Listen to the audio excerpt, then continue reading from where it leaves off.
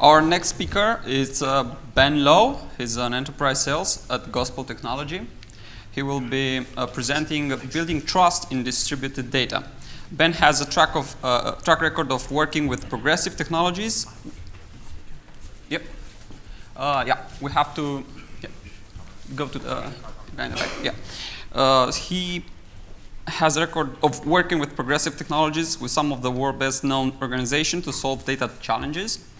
He runs Gospel's enterprise engagements globally to help clients solve the problems of trust and security in highly distributed environments. So I'm going to wait a few seconds to get his mic on.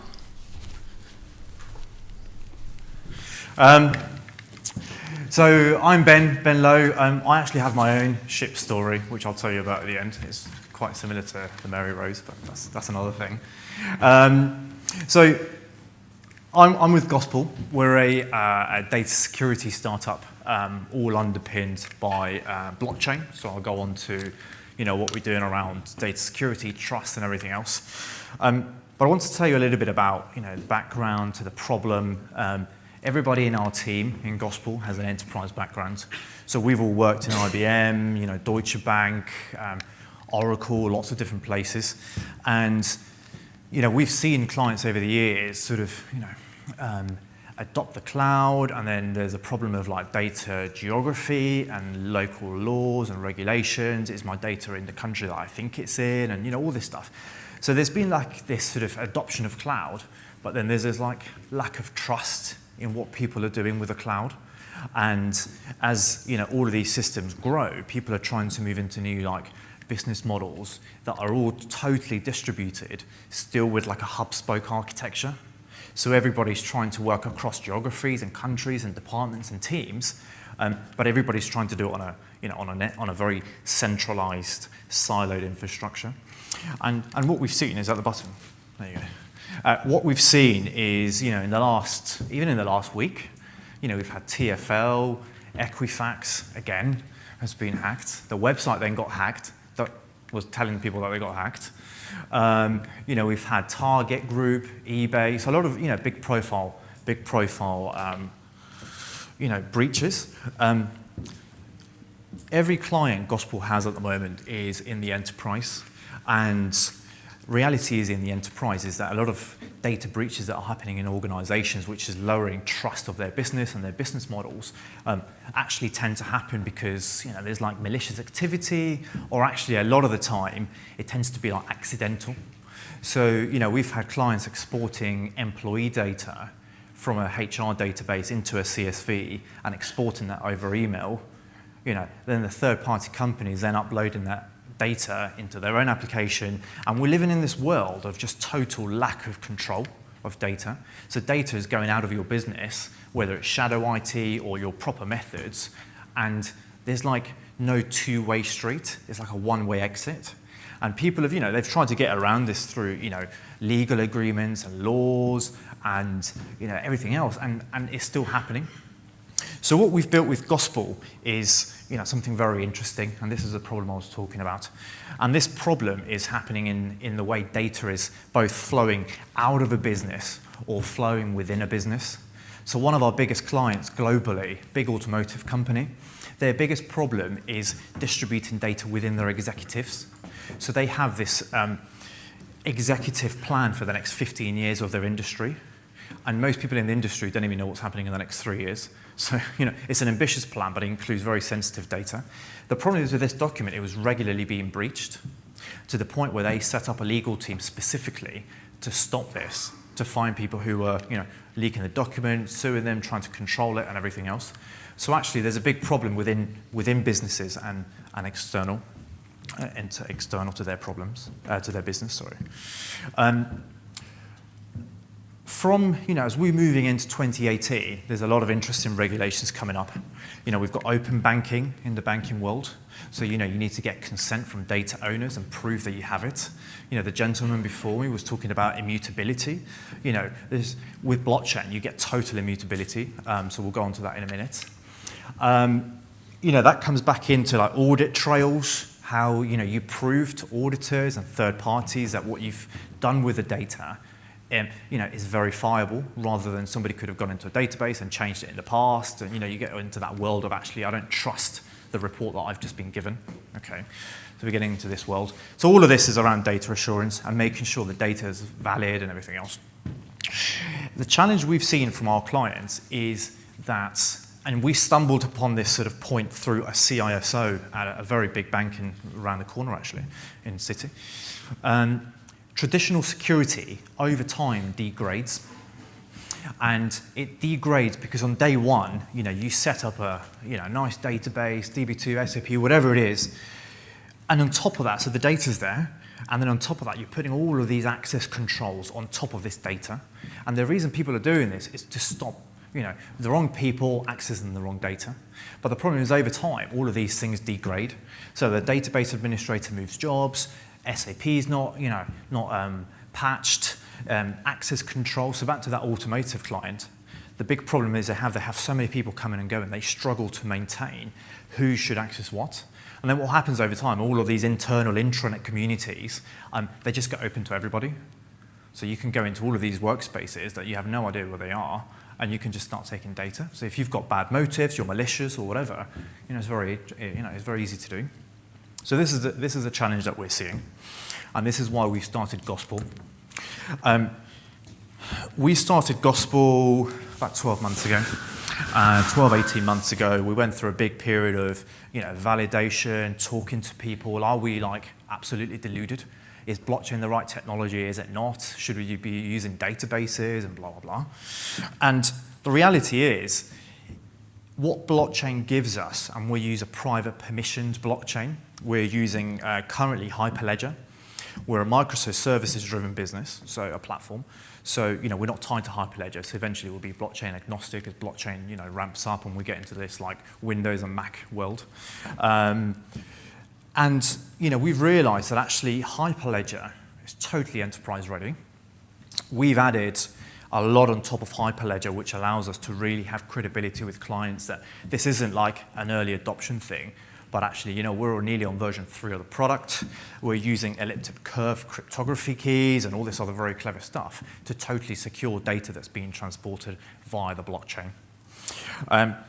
So blockchain gives us a number of properties which are, in line with a lot of things coming up, like open banking, GDPR, PSD2, and everything else. We have, a lot of this is our own IP. So our platform is probably made up of around 30% of blockchain. So blockchain makes up 30% of our platform. Everything else we put on top of it, and we'll go into the architecture shortly, on how data is ingested and used and secured and distributed is totally our own IP. We've created something very interesting around consent. So, businesses are struggling with proving that they've got consent from the right people. And the challenge with consent is a lot of these things that we have, you can do in a number of different ways. You can send a text to one of your clients, you can email, you can use all of these methods, but none of these they're not scalable. And the challenge is that they're all, separate and they're owned all by different teams, and you get into this siloed problem again. So what we're saying actually with Gospel, a lot of what we have is what people have been trying to achieve with point solutions for 5, 10, 20 years of HA, data recovery, distributed resiliency, and all of these things we've built in by design. So we are, very, very big from day one. We've been big on integrating with existing systems. So what we didn't want to do was become a startup, be like the hottest thing since sliced bread or warm sliced bread. And actually, you needed a whole new team of blockchain developers to use it. So actually, what we've done is a part of the product. Can I go back? Yeah. Hold on. Let me go back. A part of the product. This is where we'll skip onto architecture and we'll come back to blockchain. Allows you to properly ingest data from a number of different sources within your existing infrastructure. So we've got JDBC connectors. We're taking data in at the moment from DB2, Maximo, MongoDB, HR databases, metadata places, and we're also ingesting files like PDFs. So for example, we're working with a big client in the construction industry, and they want to validate when somebody's physically painted a wall. So they want to speed up how quickly they can pay that person before they go off and go to another contractor. So what we're saying is you can upload the image, it goes through the verified processes, and it's all automated, and then that image can be uploaded onto Gospel, and depending on where that workflow needs to end up for that person to be paid, it will end up there. Okay, so you can upload images, PDFs. The car company we were talking about was, sorry, I probably shouldn't put my hand on my speaker. The car company we were talking to has a big problem with the manufacturing process. They work with a lot of third parties, and at the moment they have this problem of sending project management documents. So it could be like an Excel spreadsheet, a project management spreadsheet, whatever it is. Half the time gets sent out to people over WhatsApp and Excel, over email, and it's happening, and we're stumbling upon this problem, and we're like, this problem's getting bigger and bigger. And the more we go into it, into this rabbit hole of this problem, and actually people are realizing that something like Gospel would fix a lot of these things. And a big part of the architecture, so again, we're using Hyperledger in the middle there. The Gospel ledger nodes is our own IP, so we're utilizing some smart contract stuff around that. But actually, that's where all of the intelligence of the platform sits. So, for example, you're saying the data that needs to be is ingested here can only be seen by one of your third parties. In a traditional way, you're limiting access to 100% of the data.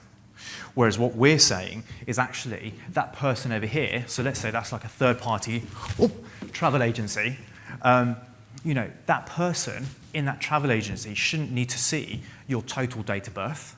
They should just be able to see, are you over 18 or not, and can you book this flight because you've got the right budget? So we're getting into very contextualized data sharing rather than this world that we live in and sharing all your data and hoping it doesn't get leaked. Okay. A big part of what we've built is around consent, and this is where we get into analytics.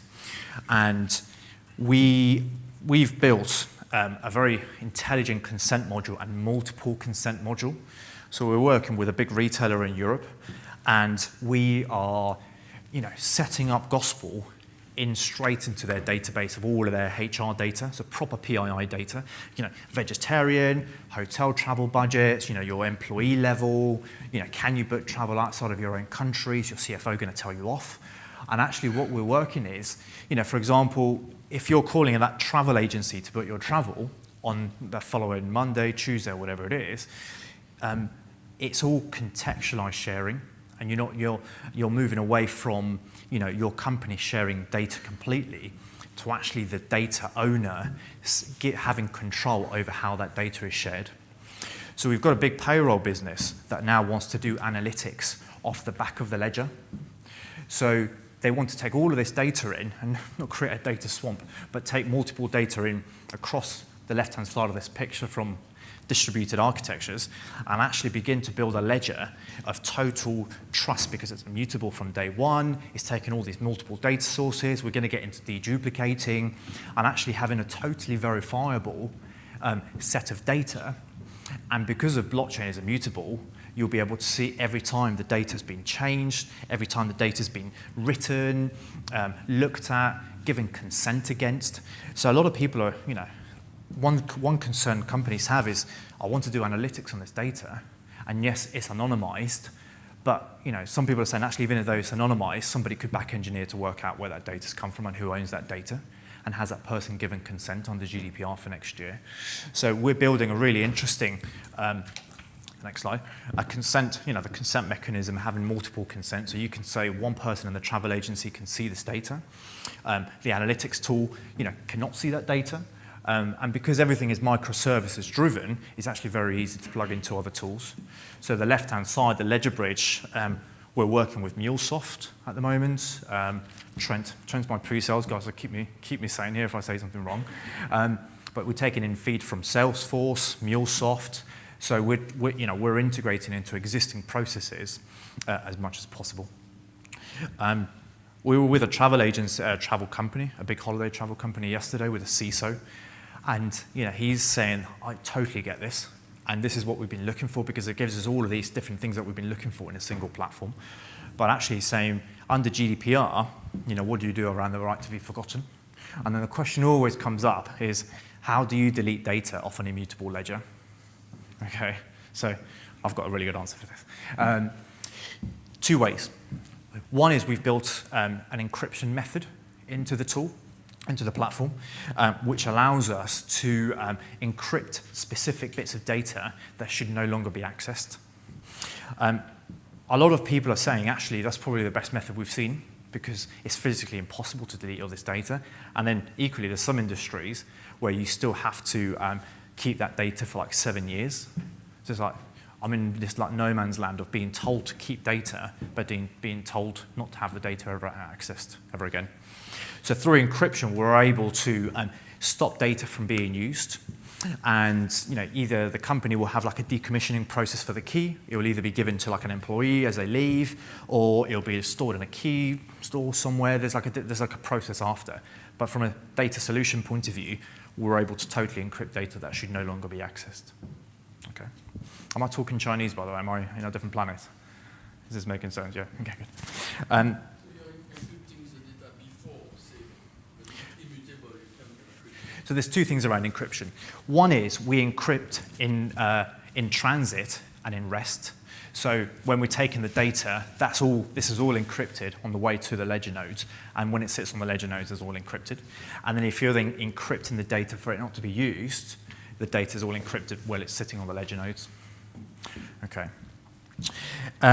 We've also built something very interesting, which isn't in this diagram. It's called, what's it called? A ledger watcher.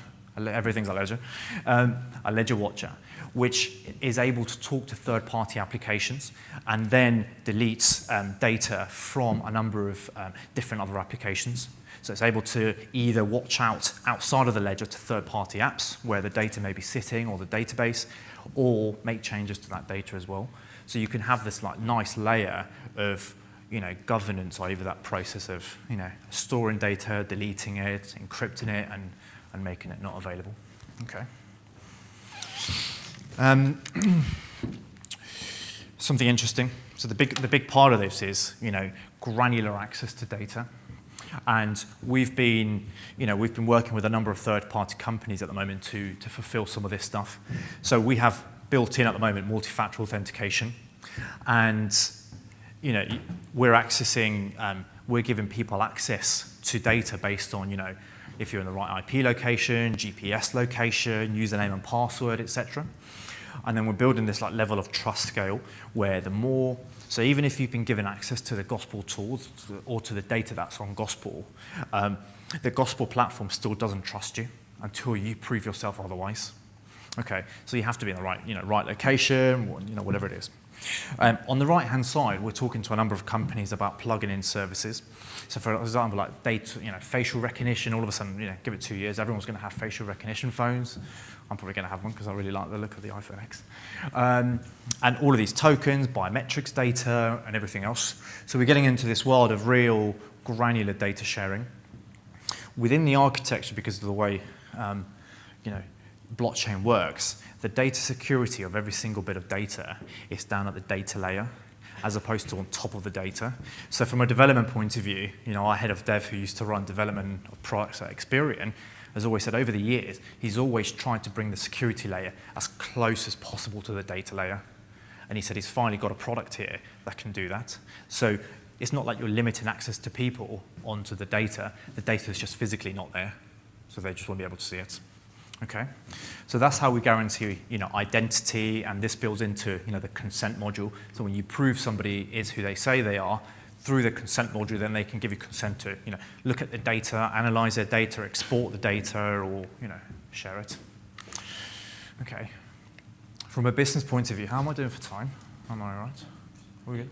Cool. From a business point of view, these are really nice little marketing slides. But reality is, every single one of our clients has said, we've been looking for something that does all of these things. We've been looking for an immutable way to, store data to prove to auditors that, this action has happened on this data. Everybody, all of a sudden, has become a GDPR vendor in the last 12 months.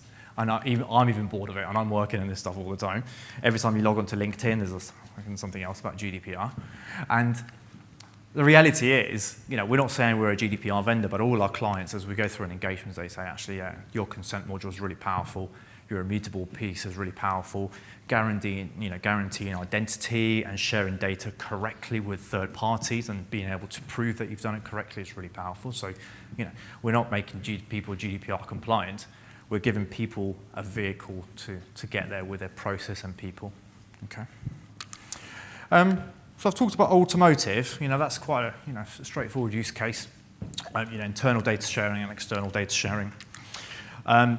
We are working with actually 3 airlines at the moment in terms of, we're talking to everyone about, loyalty schemes. At the moment, you have all these loyalty schemes, and the challenge is restricting access to that data and passenger data as they go through that life cycle of buying a flight and then leaving the plane.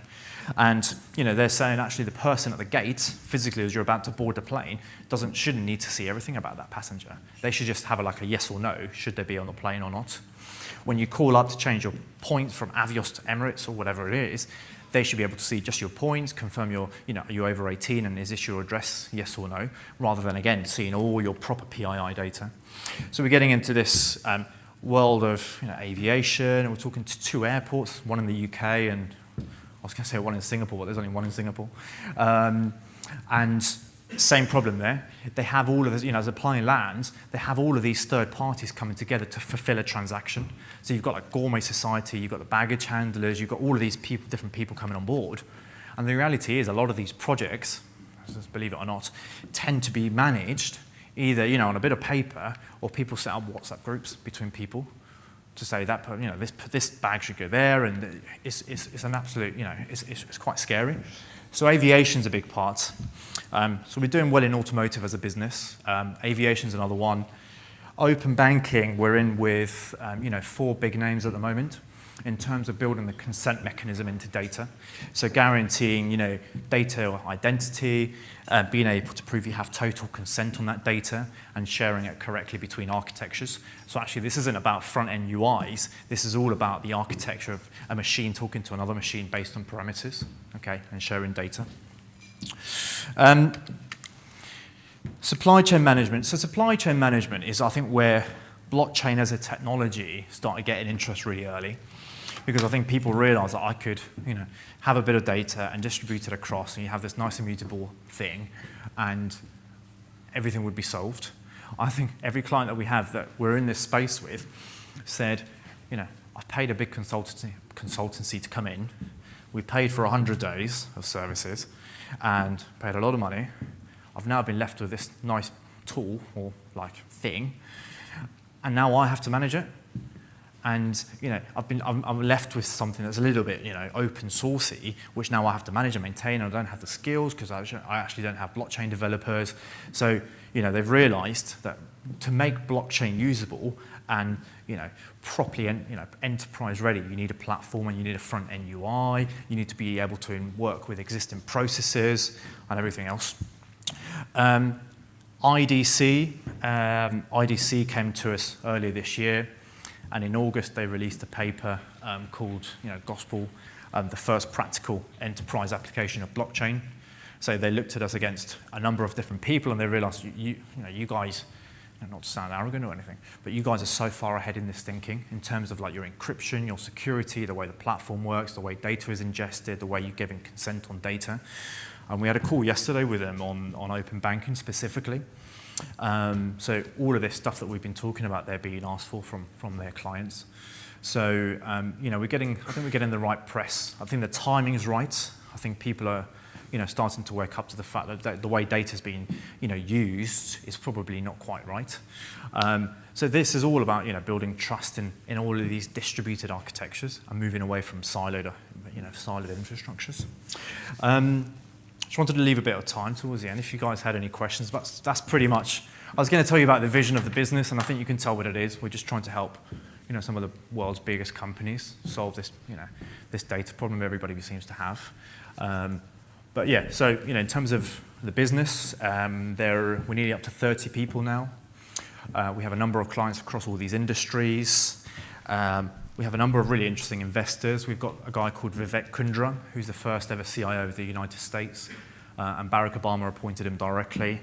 We've got Michael Pennington, who was a founder of Gumtree, and he sold to eBay back in 2006, I think, 2005. It's a very clever guy. He goes to a meeting and has like 5 bits of paper, and it's all super clever. But you know, we have some very knowledgeable people in this space that are helping us drive the platform and the vision. So, but yeah, I'm open to questions about anything, blockchain, gospel, anything. So I don't personally know much about Hyperledger, but assuming that it suffers from the same kind of transaction limitations as, you know, generic blockchain, how do you overcome those? Yeah, interesting. So the answer is no, because we use something called, so in blockchain land, there's like a public blockchain where everybody in the network has to go through the algorithm and use computing power to get to the next bit. We use something called private permissioned blockchain, and that's what Hyperledger is. So Hyperledger came out of the Linux Foundation, and it's probably, I reckon, 70% contributed to by IBM. So all of the big development, so Oracle is on it. So there's a big community, big enterprise community. And the technology itself, we use something called practical Byzantine fault tolerance, BPFT, which does away with this public mining problem, but instead it uses this analogy of like old war things, like when people used to fight in like, because the costs like Napoleon Wars. Basically, you had to know whether somebody else was in the state that you thought they were, and if they're not, then you shouldn't do anything. Right, Google it. It's quite interesting, and Trent could probably bore you to death with it. But essentially, it allows multiple nodes to know what's going on. So, scale, we are writing blocks on average between 3 to 4 seconds. And these aren't 10 megabyte blocks, they're quite big, because we've got permissions and everything's based on, you know, rules and trust within the network. So from a scalability point of view, even our development guys haven't got to the limitation yet. And we've been uploading like cat photos and dog photos, like really high resolutions. Yeah. Does that help? Yeah, it's all private. Okay. Sorry, there's one there. Yeah. That's loud. You talked about granular access permissions down to like rows and cells and super granular. Yeah. What format does the data live in? I assume it has to be some kind of uniform format for wherever the data is coming from to enable that. And how does it live? So the ledger bridge, when it's ingesting the data, is converting it into a transaction.